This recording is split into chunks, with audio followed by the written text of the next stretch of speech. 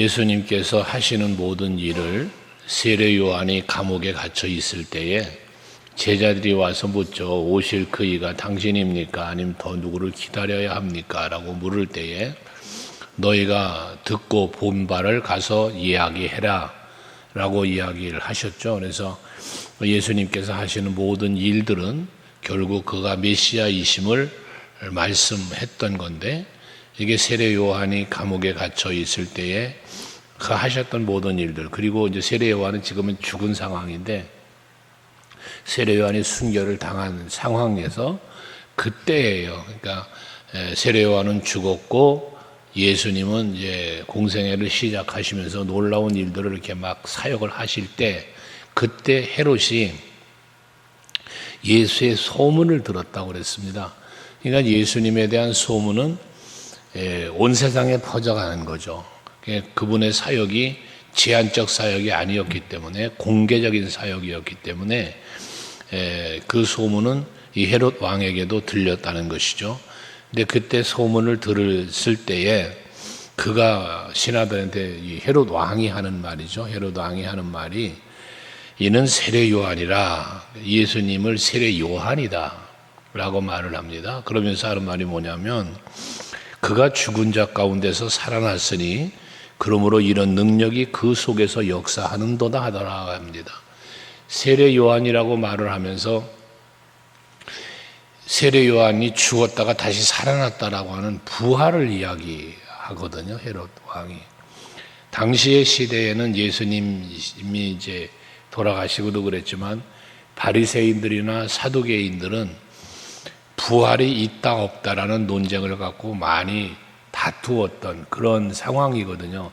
바리새인들 같은 경우는 부활이 있다는 거고 사두개인들은 부활은 없다라고 주장을 했던 그런 상황이었는데, 이 헤롯 왕은 세례 요한이 죽었는데 근데 다시 살아났다는 거예요. 그 하는 일을 보면, 예수님이 하는 일을 보면서 그렇게 말을 하고 있다는 거죠. 근데 이렇게 세례 요한이 살아났다라고 생각할 수도 있겠지만, 그런 말을 할 수도 있겠지만, 그러면서 하는 말이 뭐냐면 그가 그런 말을 한 이유가 뭐냐면 3절에 보면 전에 헤롯이 그 동생 빌립의 아내 헤로디아의 일로 요한을 잡아 결박하여 옥에 가두었으니 그래요. 헤롯이 그 동생의 아내예요. 헤롯, 빌립, 안티바스, 그 헤롯의 형제들이 이렇게 있을 것 아니에요. 그 동생의 헤로디아라는 여인이 이 빌립이라는 동생의 아내였는데, 이 아내를 탐을 낸 거예요. 그래서 이 아내를 뺏기 위하여 자기 동생을 죽여버리는 이런 일을 자행을 했거든요. 그러니까 동생의 아내를 빼앗으니까 얼마나 또 동생 형제 간에 상하고 그런 도덕적이지 못한, 윤리적이지 못한 일을 한 거잖아요. 이게 세례 요한이 그 일을 꾸짖었다는 거예요. 헤롯 왕에게 당신은 그 일을 잘못했다 라면서 4절에 보면 그러잖아요. 요한이 세례 요한에게 말하죠. 헤롯에게 말하기를 당신이 그 여자를 차지한 것이 옳지 않다 하였습니다. 세례 요한은 주의 종으로서, 선지자로서 꾸짖을 것은 담대하게 꾸짖은 걸 또 말하죠. 근데 이 헤롯의 마음속에는 뭐가 있느냐? 죄책감이라는 게 항상 있는 거예요. 이 세례 요한을 가둔 것도, 그 세례 요한을 죽인 것도 다 이제 죄책감이 사로잡힌 거죠. 근데 그 전에 먼저 동생의 아내를 빼앗은 죄책감이 세례 요한이 지적을 하니까 그 지적받는 것에 대한 죄책감이 그에게 찾아왔다는 이야기죠. 그러니까 세례 요한을 옥에 가둔 거단 말이에요. 그 옥에 가뒀는데 그 죄를 꾸짖는 요한의 꾸짖음을 듣고는 자기 잘못을 뉘우치고, 그리고 뭔가 그 죄로부터 돌이키는, 회개하는 이런 마음이 돼야 하는데, 그게 아니라 반대로 그를 옥에 가두고 그리고 죽이고 싶어 했다는 거예요. 바른 소리를 하고 죄를 지적하는 것에 대해서 회개하면 될 일을 회개하지 않고 도리어 죽이려 해요. 예레미야서를 우리가 묵상할 때에 예레미야 선지자를 그랬잖아요.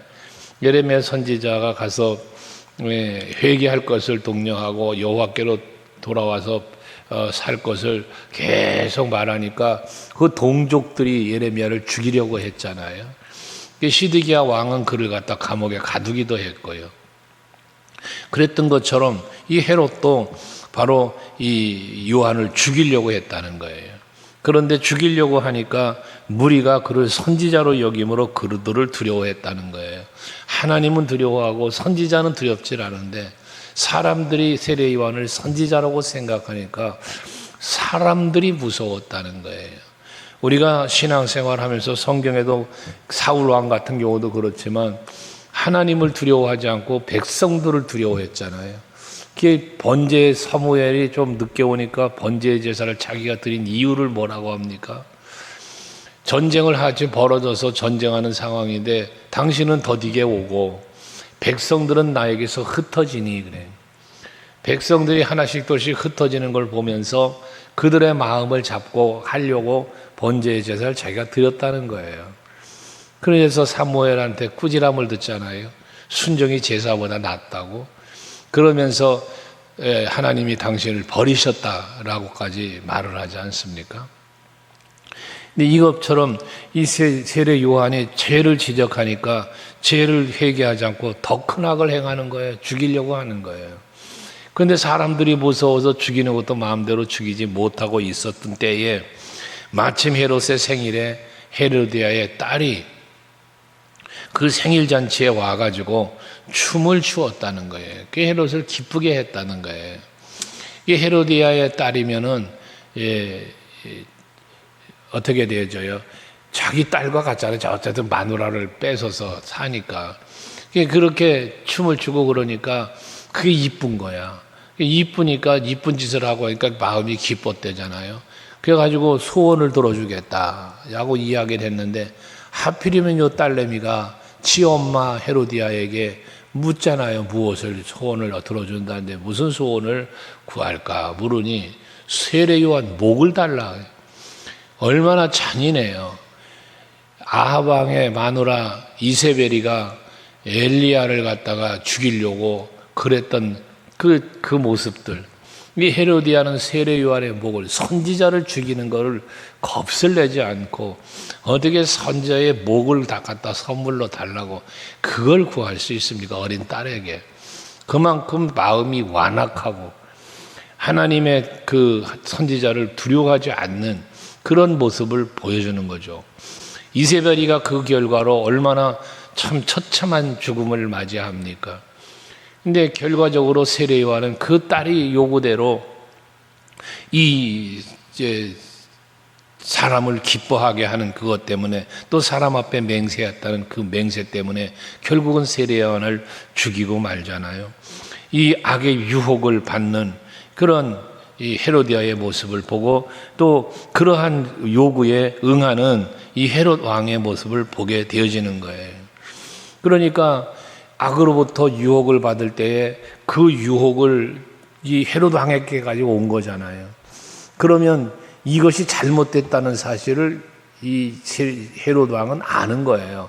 세례 요한을 감옥에 가둔 것도 죽이려고 하다가도 죽이지 못하는 것도 또 그 근심을 했다고 그러잖아요. 왕이 9절에 보면 그 딸내미가 세례 요한의 목을 소반에 담아서 나한테 달라고 그러니까 왕이 근심을 했다잖아요. 이건 뭘 말하는 건가 하면 헤롯 왕이 지금 세례 요한을 죽이는 자체가 잘못된 것이라는 걸 안다는 거예요. 그것이 악이고 죄라는 걸 안다는 것이거든요. 그런데 알면서도 사람을 두려워하는 거예요. 사람들 때문에라는 거예요. 그 연회장에서 많은 사람들 앞에서 공개적으로 약속을 했으니까 그 사람들 때문에 맹세한 그것 때문에 이 세례 요한을 죽인다는 거거든요. 이게 하나님을 두려워하는 게 아니라 사람을 두려워하고 하나님을 기쁘게 하는 게 아니라 사람을 기쁘게 하는 이러한 이 헤롯 왕의 모습을 보게 되는 것이죠. 결과가 어떻게 되어집니까? 그 결과는 세례 요한, 헤롯 왕도 헤로디아의 그 아버지죠. 헤로디아의 아버지가 그 성지순례 다녀오신 분들 요르단 가면은 그 뭡니까? 그 페트라 전쟁에서 패해요, 헤로드 왕이. 그래서 거기서 결과적으로 패하고 돌아와서 이제 결국 프랑스 리옹이라는 곳으로 이제 쫓겨가는데 그곳에 가서 살다가 아주 처참한 죽음을 당하게 되는 그러한 결과를 초래하게 되죠. 이 악의 결과예요. 그러니까 사람이 권세를 가지고 있어도 아무리 자기가 어떤 세상적인 힘을 가지고 있어도 그 힘을 가지고 하나님을 두려워하고 하나님을 기쁘시게 하는 삶을 살아야지. 그 주신 권세는 헤로지 왕이 된 거 다 하나님 은혜 아니겠어요? 분봉왕이라고 그랬잖아요. 로마의 통치를 받으면서 로마에서 세워놓은 왕이에요. 이름만 왕이지 실제적인 모든 권세는 로마로부터 통치를 받는 그게 분봉왕이라 그렇게 표현을 한 건데, 그런 분봉왕의 권세를 가지고 그 권세를 휘두르며 악을 행했다는 거잖아요. 결과적으로는 하나님 앞에 악을 행한 것이고 사람들 앞에서 사람들이 두려워해서라고 했지만, 사람들 때문에 그 일을 행했다고는 했지만 그것은 결과적으로는 하나님 앞에서 행한 일이 되었으니 그렇게 결과적인 악을 행한 게 됐고, 그로 인하여 처참한 죽음을, 비참한 죽음을, 최후를 맞이하게 되었다는 것입니다. 거기에 보면 11절에 사람들을 보내서 오게 요한을 목에 부어서 그 머리를 소반에 얹어서 그 소녀에게 주니 그가 자기 어머니에게로 가져갔다잖아요. 요한의 제자들이 시체를 가져다 장사하고 예수께 아랬다고 했는데, 여기 보면 그 자리에 앉아있던 사람들이 있잖아요. 그 세례 요한을 죽여서 그 가져다 주라고 약속할 때, 또 죽일 때, 소반에 담아 가져왔을 때 다 그 사람들이 함께 보고 있었던 것 아니에요. 그 사람들은 악을 동정한 거예요. 아무리 헤로드 왕이 권세를 가지고 있다고 할지라도 왕이여, 이것은 옳지 못합니다. 세례 요한이 왕에게 죄를 지적했던 것처럼 세례 요한을 죽이려고 하는 약속을 할 때부터 왕이여, 이런 약속은 하시면 안 됩니다. 죽이라고 할 때도 그러면 안 됩니다라고 했어야 옳지요. 그러나 그 누구도 그에 대하여 말하지 않았다는 것. 거기 함께 있는 무리들도 뭐 했다는 겁니까? 결과적으로는 왕의 권세 앞에 굴복했다. 왕은 사람들 때문에 악을 행하고, 사람들, 거기 함께한 사람들도, 관료들도 왕궁에서 함께 잔치를 할 때 함께 할 정도라면 다 나름대로 권세 있는 자들 아니겠어요? 그들도 세상의 권세 앞에 지금 뭐 하는 겁니까? 굴복하고 타협하는 결과를 초래하고 만 것 아니겠습니까? 우리들도 마찬가지죠. 우리들이 살면서도 죄를 범하는 이유가 무엇입니까? 대부분 죄를 범하는 이유는 욕심입니다. 그래서 욕심이 잉태한 즉 죄를 낳고, 죄가 장성한 즉 사망을 낳는다고 하잖아요. 우리의 마음속에 찾아오는 욕심들이 죄를 범하게 만드는데, 그 욕심을 제어하지 못하는 원인 중에는 여러 가지가 있지만 자기 스스로도 있고, 또 여기 모여있는 사람들처럼 왕의 권세 앞에서 자기가 그나마 누리고 있는 작은 권세라도 지키기 위한 권세욕 때문에, 그 욕심에는 권세욕, 명예욕, 물욕, 정욕, 다양한 욕심들이 있잖아요. 이 욕심을 내가 제어하지 못하는 이유가 어디 있냐는 거예요. 왜 이 욕심을 제어하지 못할까? 하나님이 두렵지 않기 때문이고, 하나님이 내게 주신 은혜에 만족하지 못하기 때문이고, 감사하지 못하기 때문에 이 욕심을 다스리지를 못하는 거예요. 그래서 하와가 에덴 동산에서 그 선악과를 먹을 때부터 시작되어진 이 죄의 시작, 이게 무엇이에요? 욕심이잖아요. 보암직도 하고 먹음직도 하고 지혜롭게 할 만큼 탐스럽기도 하다는 거잖아요. 이와 같은 찾아오는 욕심을 제어하지 못한 것이 원인이 어디 있어요? 욕심인데, 그게 말고 선악과 말고 먹을 것이 없어서도 아니고, 선악과 말고도 먹을 게 얼마나 많아요. 누릴 게 얼마나 누림이 풍성해요. 그런데도 불구하고 거기에 만족하지 못하고 감사하지 못하니까 그 선악과를 먹고 말았단 말이에요. 안 먹어도 되는 것을. 욕심 때문에 먹는다 그 말이거든요. 세상에 존재하는 모든 죄는 그래서 욕심 때문에 짓게 되어진다는 거죠. 이런 죄의 결과는 사망이라고 그런 것처럼 헤롯은 페트라 전투에서 패배를 하고 그 프랑스 리옹으로 쫓겨가가지고 거기서 죽임을 당하는 그런 일을 겪고, 헤로디아에 따른 역사적인 기록에 보면 얼음 위를 걷다가 얼음이 깨져가지고 그 얼음이 깨지는 거기에 빠지면서 그 깨진 얼음 조각에 목이 찔려 죽었대요. 그 본인도 참 비참한 죽음을 맞이한 거죠. 그러니까 우리가 우리의 살아있다는 생명도, 우리가 뭐 작은 권세라도 가지고 있다고 자랑하며 하는 그 권세도, 모든 것이 다 하나님께서 우리에게 주시는 거고, 또 주셨으면 지켜주셔야 되는 거지. 생명도 명예도 권세도 하나님이 지키시지 않으면 아무것이 아닌 거예요. 우리나라 역사 속에서만 보아도 이조시대 때부터 현대에 이르기까지 권세자들을 보세요. 부귀와 영화를 누린 자들을 보세요. 말로가 어떻게 됩니까? 믿음 안에서 참 신실한 신앙 안에서 살아가는 사람과 그러지 못하고 그 모든 욕심 때문에 악을 행하며 살아간 자들을 결과를 보면 비참하잖아요. 초라하잖아요. 이것이 하나님의 축복의 원리라고 말하는 행한 대로 갚으시는 이 하나님의 섭리 아닙니까?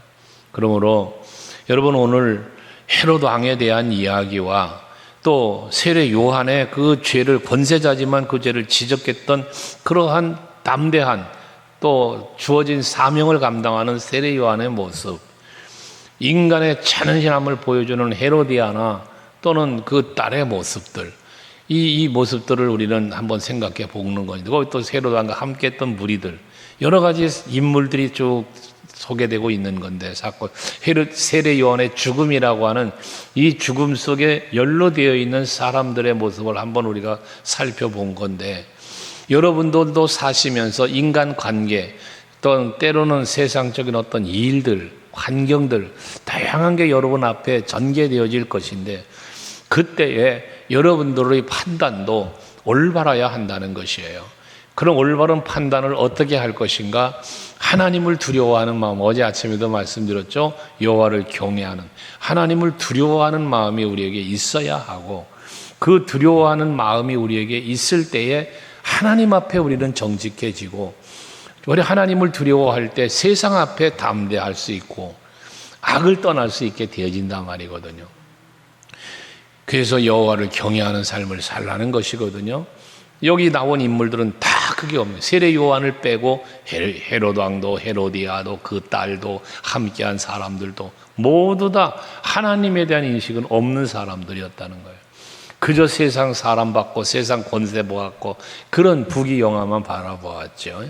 이것 때문에 결과는 저들도 비참한 최후를 맞이하고 말았다는 결과죠. 역사 속에 기록되어 있는 내용들인데, 어쨌거나 오늘도 하루를 여러분이 사시면서 하나님 앞에서 사시고, 하나님을 경외하면서 사시고, 하나님께 감사하고 하나님께 영광을 돌리며 하루를 사셔서 그에 합당한 은혜와 복도 풍성하게 받아 누리는 여러분 모두 되시기를 주의 이름으로 축원합니다. 기도하겠습니다.